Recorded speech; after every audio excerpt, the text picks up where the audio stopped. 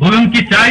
চাওয়া তো অনেক কিছু আছে দারোগা বাবু। পেট ভরিয়ে খেতে চাই, হোটেলে যান, বাঁচতে চাই, হাসপাতালে যান, মাথা গোজার ঠাই চাই। ফুটপাতে যান, এখানে কেন?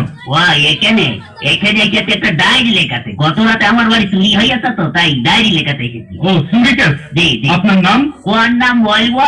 মা ডাকে সোনা, দাদি ডাকে মনা, বউকে ডাকে ওয়াগ। তা কোন নাম বলবো? নিজের ভালো নামটাই বলুন।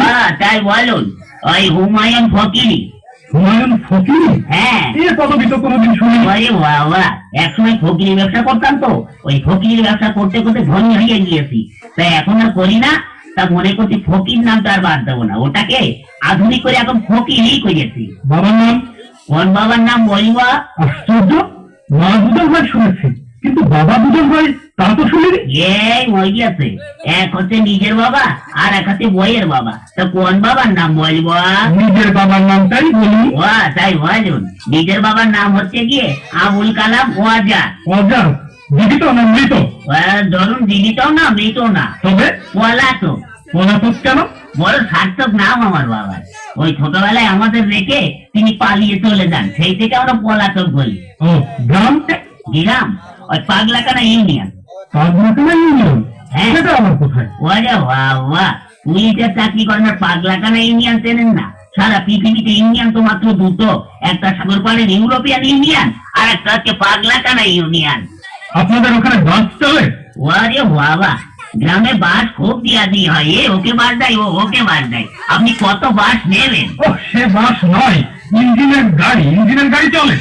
তাই বলুন। হ্যাঁ, তাও অবশ্য চলে, কিন্তু ওই একটু ভাঙা ছিল তো, একটা চলে ময়ূর আর একটা হচ্ছে টাইটানিক। চুরিটা যখন হয় তখন আপনি জেগেছিলেন না ঘুমাচ্ছিলেন? ওরে বাবা, ঘুমিয়ে কি আর জো আছে দাঁড়াগো বাবু?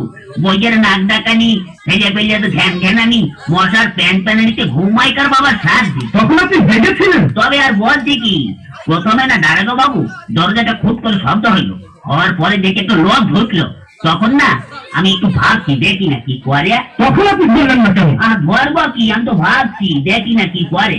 তারপরে না দারোগা বাবু আমার বালতির নিচের থেকে আলমারি চাবিটা নিয়ে হঠাৎ করে আলমারিটা খুঁজে ফেললে একে একে সোনা টাকা গহনা সব বের করে একটা পুটলার মধ্যে বাঁধলো। দেখছেন তবু ধরলেন না? আমার ধরবো কি, আপনি কথাটা শুনুন না।